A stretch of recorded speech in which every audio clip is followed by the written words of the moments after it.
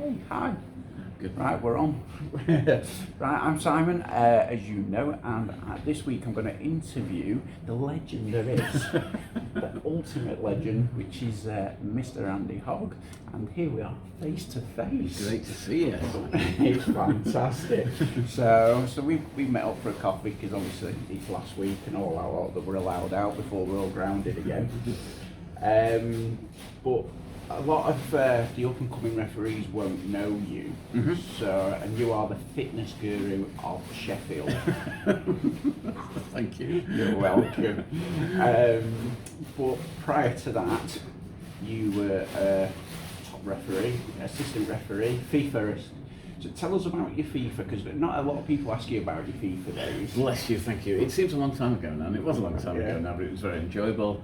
I had 14 years running the line in the Premier League and 4 years as a FIFA assistant, where I went to 16 different countries and did 2 different Champions League games and some World Cup qualifiers. And I am just a lad from Sheffield who likes his football. Yes. No more than that, and I just happened to be at the right place at the right time. Okay, there must be an ability in there somewhere, but it's a lot to do with being very fortunate and being learning from those who went before me. Yeah. Who was your inspiration then prior? Now then, talking locally, talking Sheffield, when I had 1 year as a Central League, as it was, assistant referee, yeah, and my 2 colleagues, as we were in a team of 3, were Dave Morrell and Ernie Forrest. Right. And you could not get a better couple of lads than those 2.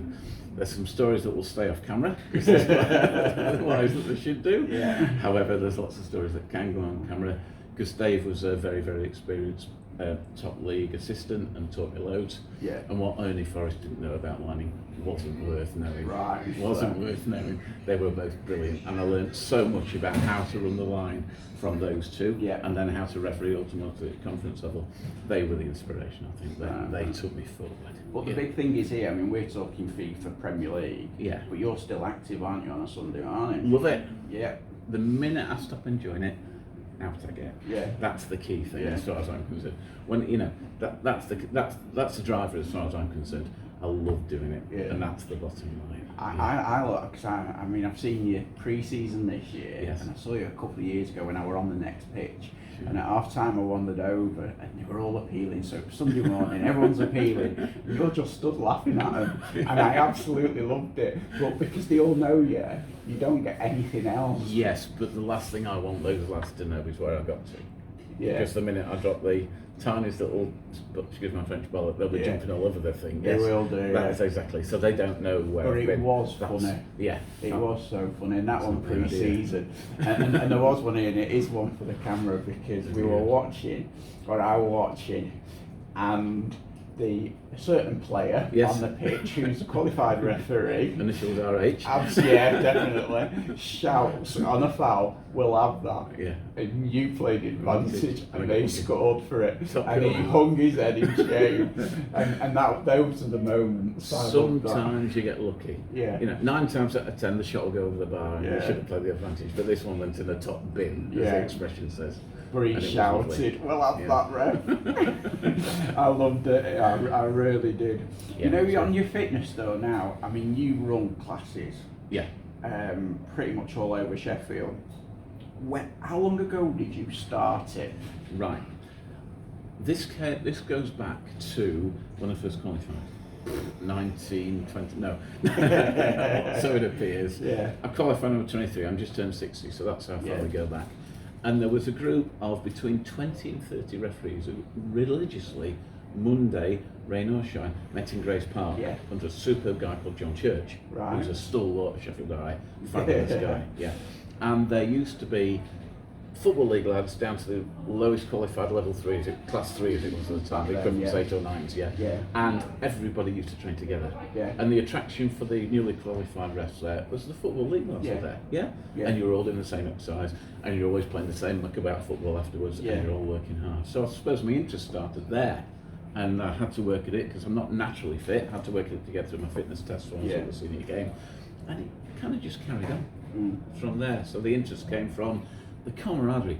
and just the good giggle we used to have on a Friday night, Yeah. on a Monday night, because we used to work hard and play Yeah. hard, and that's what I take forward now. And anybody who comes to my sessions now, Yeah. we work hard, but we have an absolute It laugh is as a well. laugh. It's a laugh. Do you know what? I mean, I do laugh. I mean, when we get offended by teams, you know, so on a Sunday, everyone gets offended. Oh, this player said this. If they've ever trained with referees, you get a lot worse than what you do on a Sunday. And sometimes I think to myself, God, you know that insult that I threw at you. But the train session, you can give it back. Yeah, you can. True. You know what? That is the difference. We can give it back. So we're being controversial, so the players can't take it. But don't you learn over years which players you can talk to and banter to, and which you can't? You do. Yeah. Shit decision, ref. Yeah, but I didn't put the ball over the bar from 6 yards, Yeah, did you? yeah. Grin, smile, away we go. And away you go. And there are people like that. So. And I learnt a lesson from a lad called Russell Smith. I don't know if you know this guy. I don't know. Russell Smith was the top rugby league ref, Right. who went to run the Australian Rugby League refs. Okay, he went there. And his brother called Andy Smith, who was a football league referee, is why I know him. And Russ Smith had a great banter with the players, fine. And it was John and Fred and Joe when the normal course of events. When he crossed the line, it was number 6 coming. Yeah. Brilliant. Then he knew that he crossed the line, because it wasn't Bill, it was number 6. Yeah. And that was a distinct difference, and I still use that. No, that's good. That's good. I mean, I had a game yesterday where I knew most of the team. I didn't know the others. Yes. And they looked at me gone out when I used their numbers. Yes. And I'm like, no, it's called self-preservation. And in that situation, you find a couple of names, don't you? You do, and you find a mate. I made sure I got, on the other team, I got the captain. Yes. I was joking with the manager when I was over near him, just to make sure. Perfect. And that's that thing of saying, look, I know more than you realise here, as in people. I don't know how to referee, but I know everybody else. Number 9 yesterday morning were called Goose. So I jumped all over that. Oh, right, no. Like you do. Goose. That's absolute class. So, right. The middle bit of fitness I want to talk to you about before I ask you some real on-the-spot questions. Right, assistant refereeing. Right. I watched, I'll name drop the most amazing workshop referee ever, Chris Ward. In his head. Yeah. Sorry, Woody. You're good, mate. I watched Wardy pre-season at workshop, and he was crabbing nearly the entire game. Yes. And I watched him, and even the manager commented on how his movement was, because obviously, I mean, Wardy's Football League. What fitness do you have to work on to have the strength to do crabbing for that length of time? Fine, okay. So a lot of it, the actual fitness work is actually to do with the core. Yeah, that's what the control is. Yeah, the core is really essential to this. Yeah. So you work on the core, you get that right. And there's a routine, and you've done it this night. You've done figure 8 with me. Yeah. So you go sideways bit and crab this bit of the grip, and then you run diagonally across the other bit and sideways that bit, and go round and round and round like that. Yeah. So if you work that figure 8, constantly crabbing the sideways bit and making sure you're turning, so you're not doing all left or all right. Yeah. And that works really well. And just keep that. And that's a 4-minute routine. 2-minute rest, 4-minute routine, 2 minutes to do it again. Yeah. So what is right is just constant work on that specific area. Which is, and that's kind of it on there. And for those who don't know, crabbing is, if you watch the assistants, you see them moving side to side. So think of a crab and think how they move side to side. That is crabbing that you'll see on there. So on the next game, I think it'll be Champions League or weekend, it doesn't matter. Watch the assistants how they go side to side and not just sprinting up and down. Although with the speed of some of the Premier League players, I mean. Yeah, there's comes a point where you have to stop facing the field and lower the flag and run. Well, I always get amazed at Sean, because I think Sean is amazing. I think she's absolutely top class. She can shift when she needs to. She must work on her sprints so much. And the thing is with some lads, quote Jessica Ennis, quote Jessica Ennis, if you want to be an Olympic sprinter, choose your parents carefully. And it's true, because there's only some sort of limit by which you will only get to a certain pace, or you'll only get to a certain finish. And if you haven't got that natural pace, you have to work at it and work at it and work at it. But no, I mean her decision making, I just look at it and I just think it's phenomenal. And I think there's also, I don't think there's enough praise around at the moment at that top level, because the amount of times the assistants, yes, they keep the flag and then they pull, the amount of times they are right, and then you've got them arguing over whatever it is. John Lundstrom's toenail. Yes. That referee, or that assistant referee, did that at speed with one view. Yes. And And players go in. And players go in. Yeah, they don't get that. That's the hardest. It is the hardest. It really is. Have you seen the Neville and Carragher bit? Oh, I have. Yeah. Jamie Carragher turns around to someone like Malarkey and says, "That looked good." And he says, "Was it really?" It was great. You know what? I will. Do you know what? I'll tag that underneath the YouTube. Yeah, I would because do. It's fantastic. Yeah, Right. but muscle. It's all around the core. It's all about getting that. Core. It's all around getting that bit right. Yeah. So because I know they're doing specialists now from level 4 upwards. Yes. So they'll learn all that, which maybe that'll filter down as well, which would be really good if we can filter that knowledge down. Absolutely. So, right, moving on. Me personally, and a few people I've spoken to, I think the gap is getting wider between referees and managers of grassroots. Right. Okay. How do we bridge this gap to work together? Yeah, I think you said you were going to throw some questions in, mate. So, I do. We've got to bridge it. So well done. You see, the problem with inviting people to meetings and forums and stuff like that is you only get the people who are going to buy into it. Yeah. That's all you can do. It's all you can do in this situation. Yeah. I wouldn't say it's a useless event, but it's really not going to bring the people in. You know, it's The ones you want. The ones Yeah. it's not going to work. So, and I think if there is this has the respect program worked, have we got 3 hours of tape? No, we haven't. Definitely not. No, we haven't. So, was that a token FA thing? I'm not really sure whether it was or it wasn't. Yeah. I think, and you've heard about this silent thing on a Sunday morning in the parks and night? Yeah, the day where silent there's Sundays when nothing, there's nothing. That doesn't work anyway, No. because you're just taking the You pressure don't out of the want game. it. You don't want it. I think it has to really come from more severe financial penalties for those who To do it. Yeah, I'm sad to say that. Yeah. Especially in the current climate, but I can't see. There's only really one way to hit people with the pocket and suspending from games. And I think you've got. But I don't want to go referee to go over the top about this. No. Yeah, kid runs past me and said, "That was crap, ref," and I go, "Yeah, but all right, it happens."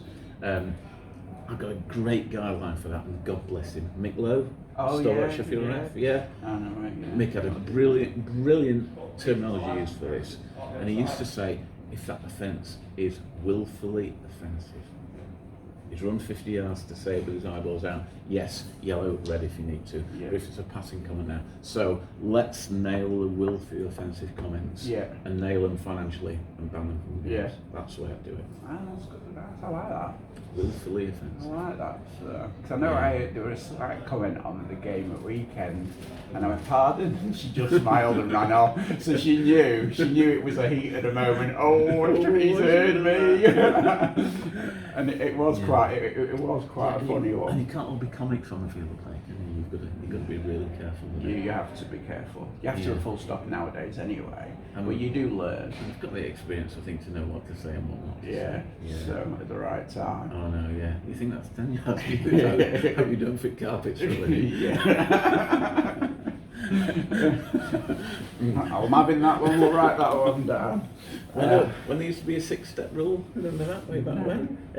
Yeah, keeper can carry more than 6 steps. I'm going way back there, yeah.